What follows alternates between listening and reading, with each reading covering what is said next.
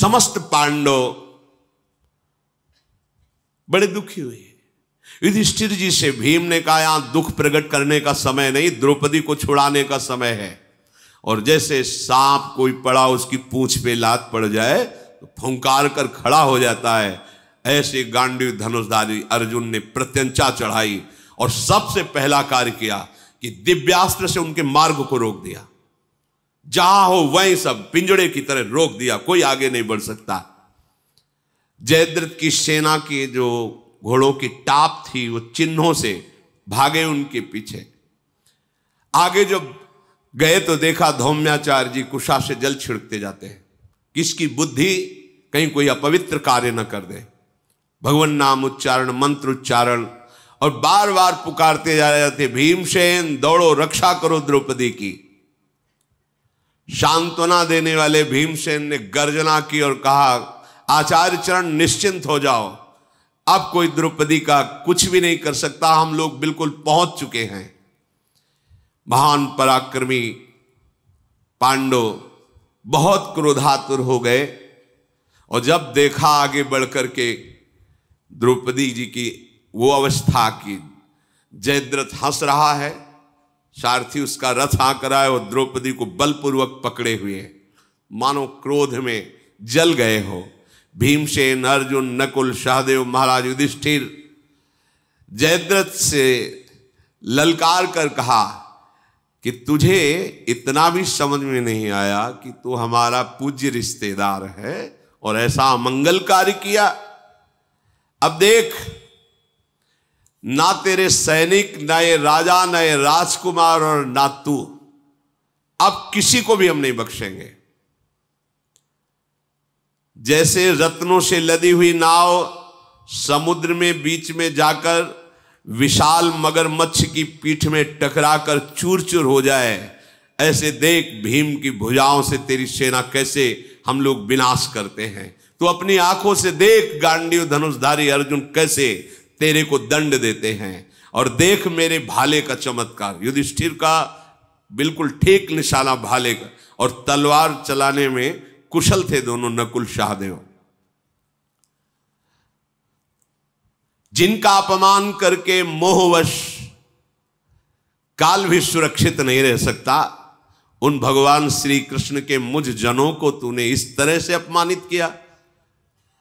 द्रौपदी को तूने स्पर्श किया, अपहरण किया, ऐसे चिल्लाते जा रहे हैं।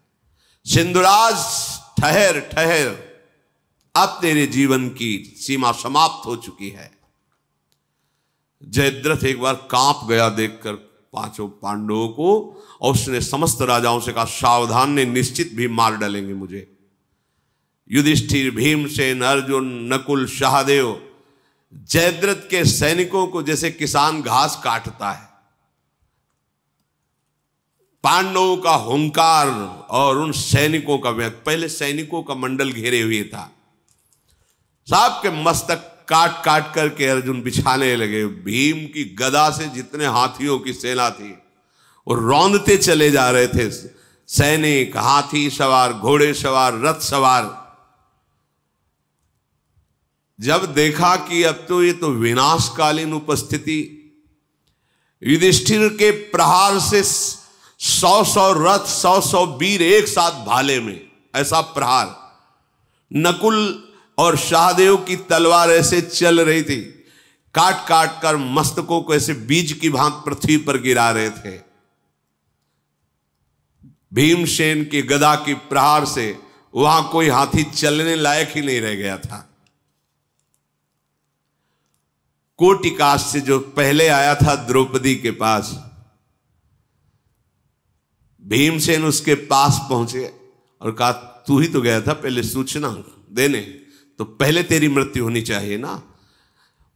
तत्काल उसको दौड़ करके अपनी भुजाओं में फांस लिया और तलवार से काट दिया उसे। अतिरथी वीर अर्जुन ने तो बाणों का जाल बना दिया, एक भी कदम किसी भी दिशा में कोई भी नहीं भाग सकता। दिव्यास्त्रों का गैल, बस जयद्रथ कांपने लगा और हाथ जोड़ा द्रौपदी से कि तुम जाओ पांडवों के पास, मुझे जीवन बख्शो। द्रौपदी ने, अब क्या हुआ, तुमसे कह रही थी कि सम्मानपूर्वक यहाँ बैठ भी जाओ, हम तुम्हारा आतिथ्य सत्कार करते हैं, आप हमारे रिश्तेदार हो, पर तुम्हारी समझ में नहीं आया। अरे नराधम, अब प्राण बचाने के लिए भाग, तू भाग जितना भाग सकता है। जयद्रथ कूद पड़ा रथ से। युधिष्ठिर जी ने देखा कि द्रौपदी को छोड़ के भगा, तो द्रौपदी जी को रथ से उतारा और धौम्याचार्य जी से कहा कि इनको कुटिया ले चलो, हम इसका। जयद्रथ भाग रहा है, भीमसेन ने अपनी गदा से प्रहार किया, उसे वायु वेग से गदा जयद्रथ के ऊपर। अर्जुन की मार से कोई भी सैनिक वहां नहीं बच रहा है। अर्जुन बोले, अत्याचार सहते हुए बहुत समय हो गया, ये जयद्रथ, दुर्योधन, ये सब हम पर अत्याचार ही करते जा रहे हैं, भला हम कहां तक सहें। और जोर से आवाज की कि जयद्रथ, तुझे समय देते, भाग ले तू जहां तक भागना चाहता है। मूर्ख, तू त्रिभुवन में कहीं भी भाग के जा, मैं यहीं से दिव्यास्त्र से तेरा नाश कर दूंगा। युधिष्ठिर जी से कहा आप जाओ, नकुल सहदेव से कहा आप जाओ, द्रौपदी जहां गई है उनके साथ वापस जाओ। नकुल सहदेव, युधिष्ठिर जी, महात्मा धौम्याचार्य जी, ये सब आश्रम पर पहुंचे, द्रौपदी को सांत्वना दी। युधिष्ठिर ने कहा, सिंधुराज जयद्रथ, यद्यपि बहुत बड़ा पाप किया है, पर मुझे लगता है कि उसे मारा ना जाए, क्योंकि वो दुश्शला का पति है, गांधारी माता रोएगी, दुश्शला विधवा हो जाएगी, ये मुझे ठीक नहीं लग। बड़े दयालु स्वभाव के हैं। युधिष्ठिर की बात सुनकर द्रौपदी ने कहा, ये बहुत दया दिखाना हमें अच्छा भी नहीं लगता, आपके दया के ही पक्ष में होकर हमारी ये दुर्दशा हो रही है। नहीं, इतने समर्थ आपके भाई हैं, इस कोट से आपको दुख भोगना ना पड़ता, पर आपका स्वभाव है ये दया का। उड़िया बाबा ने भी कहा है, दया बिना साधु कसाई, और दया करी तो आफत आई। पक्की बात, 100 की 100% पक्की बात है। एक दिन देवर्षि नारद जी ने एक गांव के लोगों के कहने से, बड़ा विषधर सर्प था, बहुत परेशान करता था, उसको मंत्र से रोका और कहा, भाई आज के बाद यदि तुमने किसी को काटा ना, तो हम तुम्हारे फण के 100 टुकड़े मंत्र के द्वारा कर देंगे। भयभीत हो गया, जो आ गया। अब वो जहां निकलता तो छोटे छोटे लड़के भी कंकड़ मारते। तो एक दिन वो बहुत पीड़ा से कराह रहा था, देवर्षि नारद निकले, बोले तुम्हारी ऐसी दशा किसने की? बोले आपने ही तो कहा था अगर काट। बोले हमने काटने के लिए मना किया था, फुसकारने के लिए नहीं। फुसकारो। बोले बस हाँ, तो अब इतनी आज्ञा मिल गई, जो ही फुसकार वाले कोई नजदीक तो देखो, काटो भले मती, पर फुसकार रखो, क्योंकि ये दुष्ट स्वभाव के लोग कंकड़ मारेंगे। फुसकार अगर बनी रहेगी ना बात, ये जो मूर्खता है ये विनय से नहीं सुधरती, आप पक्का समझ लो। 3 दिन उपवास करके हाथ जोड़े बैठे हैं भगवान श्री राम। विनय न मानत जलधि जड़, जड़ माने मूर्ख। गए 3 दिन बीत, बोले राम सकोप तब, भय बिनु हो ये न प्रीति। लक्ष्मण बाण सरासन आनु, शोषो बारिधि अभिलाप धनुष बाण। अग्नि बाण से समुद्र को सोख लेते। 3 दिन हो गए विनय करते हुए, हाथ जोड़े उपवास कर। देर नहीं लगी, कनक थार भरी मणिगण नाना आ गए ब्राह्मण रूप धर के कि मारेंगे नहीं प्रभु। अरे 3 दिन से उपवास करते, हाथ जोड़े आ जाते तो तुम्हारा सम्मान नहीं होता। पर जहां जड़ता होती है, वो जड़ता विनय नहीं मानती, इसका स्वभाव होता है, वो फुसकार ही मानती है। द्रौपदी जी ने कहा, ये तुम्हारी बहुत दया हमें अब अच्छी नहीं लग रही महाराज। इसी दया ने तुम्हारे भाइयों की दुर्दशा कर दी, मेरी दुर्दशा कर दी। धृतराष्ट्र पिताश्री, बड़े पिताश्री जो आज्ञा करेंगे मैं उनका पालन करूं। कह जुआ खेलो, सब हरवा दिया। आपका भी तो विचार है ना कि पिताश्री आप उत्तम आज्ञा का यदि तो हम अनुमोदन करेंगे, पालन करें, लेकिन आप अधम आज्ञा करेंगे तो हम पालन नहीं करेंगे, बच जाता सब। पर महाराज युधिष्ठिर हैं, दया के समुद्र हैं, इनको अजात शत्रु कहा जाता है। अब ऐसे हृदय को वही पहचान सकता है जो उस कोटि का हृदय वाला होगा। इसलिए भीष्म जी कहते थे कि बेटा, युधिष्ठिर धर्म के सूक्ष्म स्वरूप को जानता, वही निर्णय कर सकता है, दूसरा नहीं जान सकता। द्रौपदी की इंद्रियां व्याकुल हो गई और कुपित होकर के कहा कि यदि तुम सूचना ही पहुंचाना चाहते हो भीम और अर्जुन को, तो यह सूचना पहुंचाओ कि मेरा प्रिय करे उस नराधम का मृत्युदंड देकर हमारे सामने सौ उपस्थित करे। ये पापी दुर्बुद्धि अगर जीवित रहेगा तो फिर कुलांगार किसी न किसी स्त्री को दूषित करेगा, इसे मार दिया जाए। द्रौपदी जी ने ऐसा कहा। महाराज युधिष्ठिर जब देखते थे कि कोई ज्यादा गुस्सा हो रहा तो चुप हो जाते, चाहे भीम हो चाहे कोई भी गुस्सा करे। बहुत साधु स्वभाव, मतलब ऐसा स्वभाव तो आपको कहीं सृष्टि में सुनने को नहीं मिलेगा। जब भयंकर युद्ध हो रहा था तो रात्रि में दुर्योधन जाता महाराज युधिष्ठिर के पास, वो कहता भ्राताश्री प्रणाम, आओ बैठो। युद्ध के समय भ्राताश्री कल क्या व्यू की रचना की गई है आपके उस तरफ से, बता देते, ऐसा ऐसा किया गया है। वो इतने सरल, मतलब इतने साधु स्वभाव। तो भगवान चतुर शिरोमणि थे, युधिष्ठिर जी के सामने अलग व्यू की रचना, और जब वो अलग होकर तो अलग व्यू की रचना, युधिष्ठिर जी को भी पता नहीं चलता, सुबह दूसरा ही खेल वहां दिखाई देता। तभी ऊपर अगर उनसे सही पूछे तो पूरा राज बता देते थे युधिष्ठिर जी। कितना पवित्र हृदय महाराज युधिष्ठिर का है। देखा युधिष्ठिर जी ने कि अव्यवस्था कुटिया में सब जो पर्णशाला में स्वाध्याय के ग्रंथ ये सब बिखरे पड़े हैं।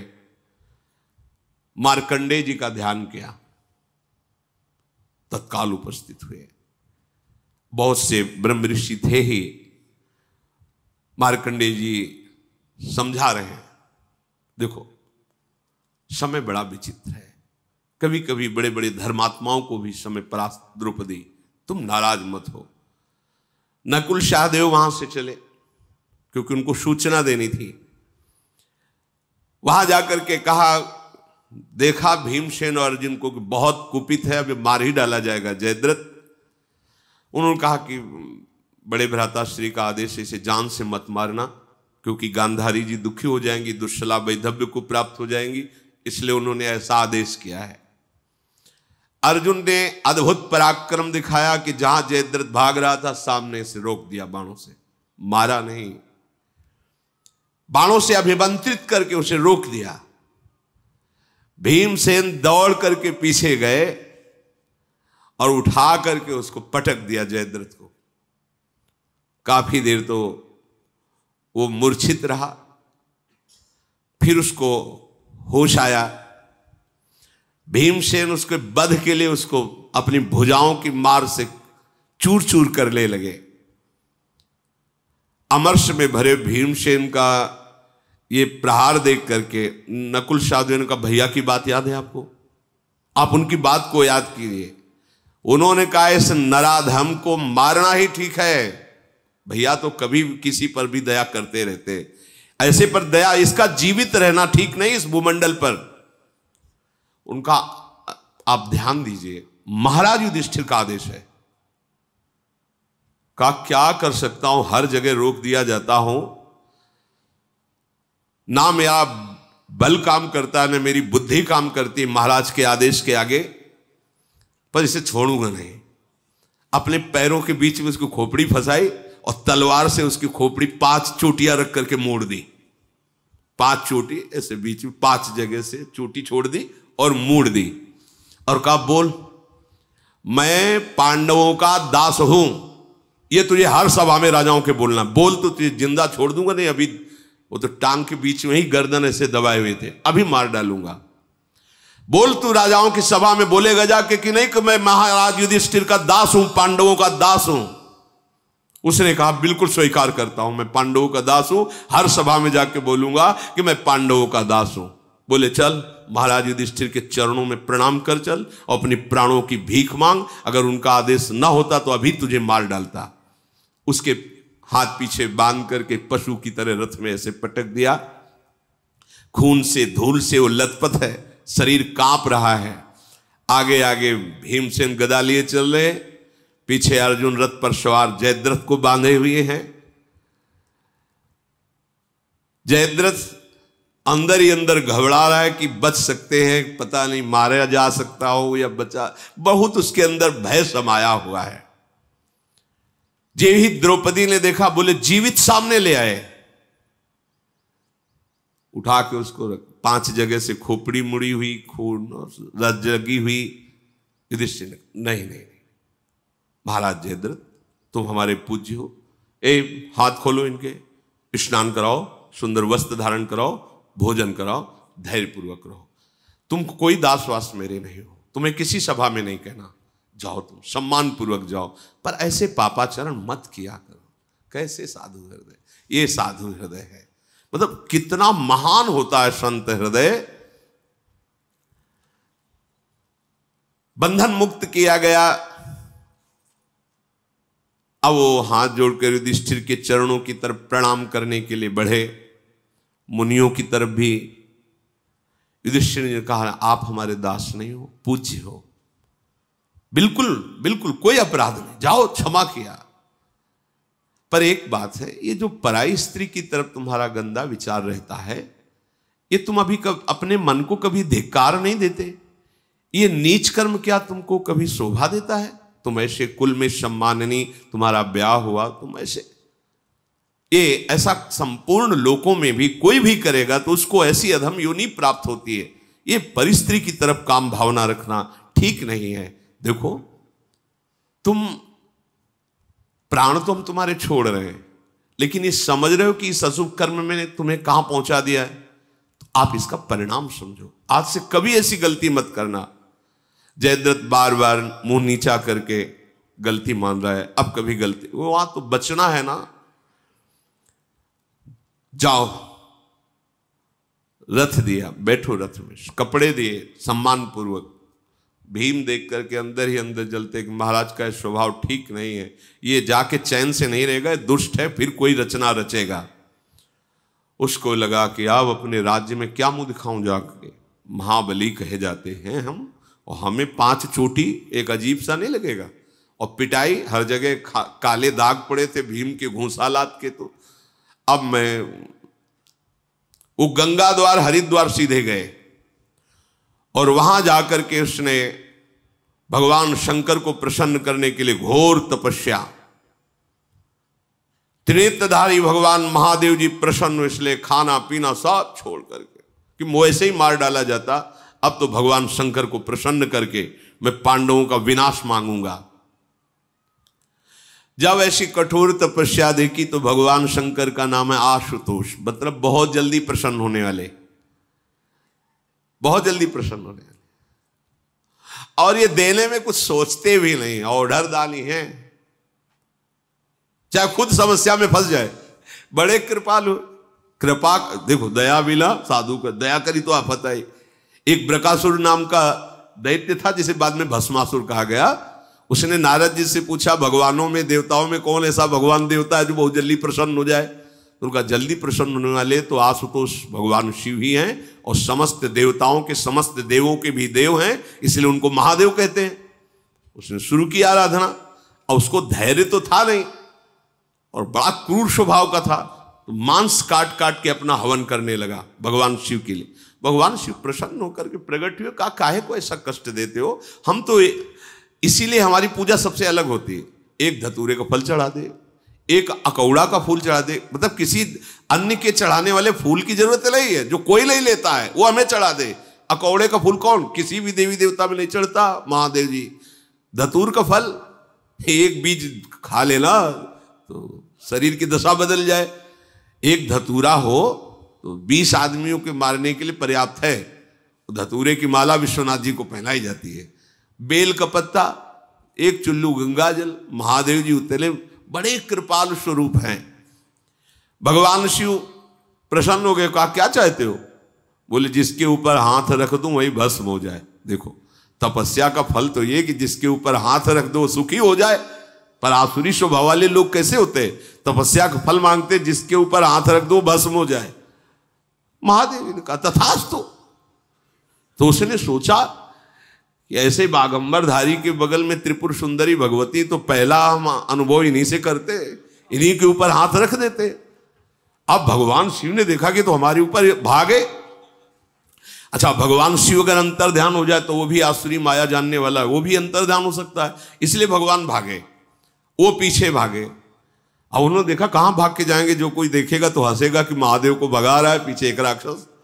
तो उन्होंने भगवान श्री हरि का ध्यान किया कि प्यारे अब आप ही आके इस भागम दौड़ में बीच में आओ और हमें बचाओ।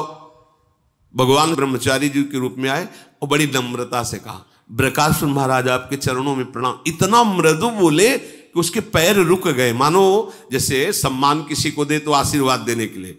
हाँ, उन्होंने कहा काहे को भाग रहे हो, अगर आप हमें अपनी बात बता दो तो हम भी सहयोग कर सकते हैं आपका, हमारी श्रद्धा है आपके ऊपर। उसने कहा कि महादेव जी ने हमें वर दिया कि जिसके ऊपर हाथ रख दो तो भस्म हो जाएगा, तो अब इन्हीं के ऊपर रखना चाहते। बोले तुम्हें पता नहीं, दक्ष ने इनको साप दे दिया था, अब इनके पास कोई बल नहीं है। सही तुम्हें बताएं, तुम अपने ऊपर हाथ रख के देख लो, अगर झूठ निकलेगा ना दोनों मिलकर। अब वो बावरा समझ नहीं पाया और ऐसे ही जीव किया, सो भस्म हो गया। सो महादेव जी रुके, हाँ प्रभु। तो बोले प्रभु भगवान कम से कम विचार कर लिया करो, देले में विचार कर लिया, ये देले में बहुत मस्त अलवेले सरकार, गौरांग वदन, एकदम उदार स्वरूप, मस्त रहते भगवान शिव, करुणा का साक्षात स्वरूप प्रकट हुए। उन्होंने कहा कि जयद्रथ तुमने इतनी कठिन भूख प्यास सहकर मेरे लिए तपस्या की, क्या चाहते हो? तो उन्होंने कहा पांचों पांडवों पर मैं विजय प्राप्त कर सकूं, ऐसी मुझे सामर्थ्य दो। महादेव जी ने कहा कि ऐसा नहीं हो सकता, ऐसा नहीं हो सकता। अरे तुम्हें पता है जिसके सहायक श्री कृष्ण हैं उनको तुम परास्त करने का वरदान नहीं मिलेगा।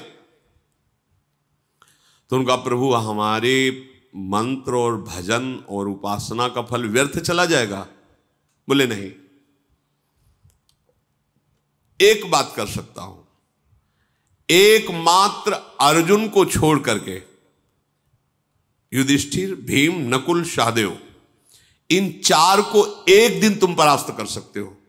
एक दिन, जो दिन तय करना, उस दिन में ये चारों तुम्हारे सामने टिक नहीं सकते, ये वरदान दे सकता हूं। लेकिन अर्जुन को छोड़कर, अगर अर्जुन सामने आ गए तो, क्योंकि भगवान श्री कृष्ण वहां बैठे हैं, मेरा वरदान काम नहीं करेगा। अर्जुन यदि वहां नहीं है तो इन चारों को तुम जीत सकते हो, भीम और युधिष्ठिर, नकुल और सहदेव। केवल एक दिन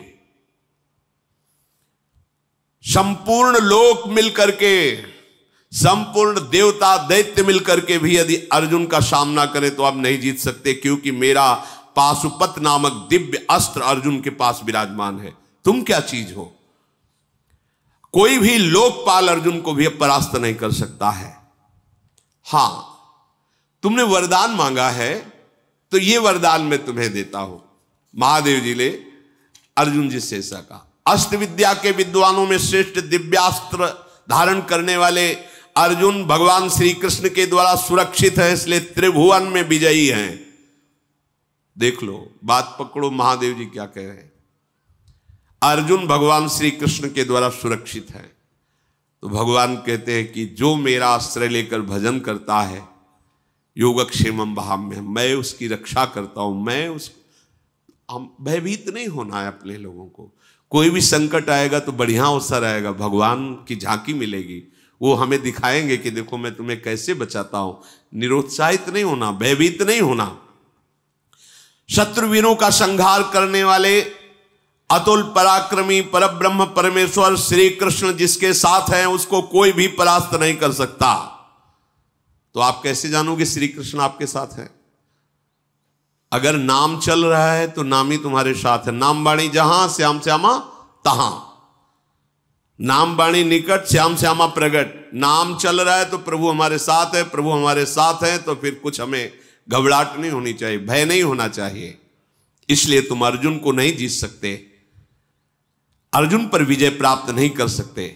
हां, महायुद्ध में अर्जुन को छोड़कर एक दिन तुम युधिष्ठिर, भीम, नकुल, सहदेव इनको जीत पाओगे, ये मेरा आशीर्वाद। भगवान पार्वतीपति महादेव जी ऐसा कहकर अंतर ध्यान हो गए। वरदान तो मिल गया पर वो संतुष्ट नहीं हुआ और वो अपने नगर को वापस चला गया, क्योंकि अब इतने दिनों में बाल बढ़ गए होंगे तो चोटी बराबर हो गई होगी, नहीं 5 चोटी लेके कैसे राज्य में प्रवेश करता। काम्यक वन में महाराज युधिष्ठिर विराजमान हैं। जब ये द्रौपदी को इस रूप में देखा तो मार्कंडेय जी से कहा कि आप भूत भविष्य वर्तमान तीनों के ज्ञाता हैं, समस्त देव ऋषि भी आपका सम्मान करते हैं, मेरे हृदय में एक संदेह प्रकट हो गया है। महाराज युधिष्ठिर ने कहा कि हम लोग इतना धर्म से चलते हैं और द्रौपदी यज्ञ की वेदी से प्रकट हुई है, हमारी पत्नी है, कभी कोई भूल से भी गलती नहीं की, कोई अधर्म आचरण नहीं, कोई अपराध नहीं, तो भगवान क्या इतना प्रारब्ध जोरदार होता है क्या? इतना दैव विधान जोरदार होता है क्या? इतनी भवतव्यता जोरदार होती है क्या कि इतना प्रबल हो गई कि हम लोग टाल ही नहीं सकते? सभा में निर्वस्त्र करने की चेष्टा, यहां अपहरण और इतना कष्ट, क्या सबसे ज्यादा पाप हम ही लोगों ने किया है क्या सृष्टि में? ऐसा कभी द्रौपदी ने किसी अतिथि का कभी वचन से भी असत्कार नहीं किया। ऐसी अतिथि सेवी, ऐसे पति सेवी, ऐसे धर्म में चलने वाली ये मूढ़ बुद्धि पापी राजा जयद्रथ ने स्पर्श किया भरी सभा में। ऐसा मेरा हृदय बहुत दुखी हो रहा है। देखो, जब कभी किसी धर्मात्मा को दुख होता है तो संत महापुरुषों से मिला करके भगवान ऐसे प्रश्न उत्तर जिससे हृदय पुष्ट हो जाए। मैं आपसे पूछता हूं कि क्या संसार में मेरे से बढ़कर के कोई मंदभाग्य होगा? क्या मेरे से भी बढ़कर कोई दुख प्राप्त किया होगा जैसा मैं दुख प्राप्त कर रहा हूं? मार्कंडेय जी हंस पड़े और कहा, तुम्हें क्या दुख मिल रहा है? अपने भाइयों के साथ सुखपूर्वक विराजमान करो, खाने पीने के लिए सूर्य की बटलोई है, सारी व्यवस्था है, और अभी जयद्रथ ने अपहरण किया, अभी छुड़ा लाए तुम। हम तुम्हें उनकी बात कहते हैं जिन्हें भगवान कहते हैं। मार्कंडेय जी ने कहा, हम उनकी बात कहते हैं जिन्हें भगवान कहते हैं। भगवान सर्वेश्वर श्री हरि जब रामचंद्र जी के रूप में अवतार लिया तो उनको 14 वर्ष का वनवास और उनकी प्रिया का अपहरण, और जल्दी वापस नहीं हुई, लंका में अशोक वाटिका में रखी गई। कितना कष्ट सहा भगवान ने।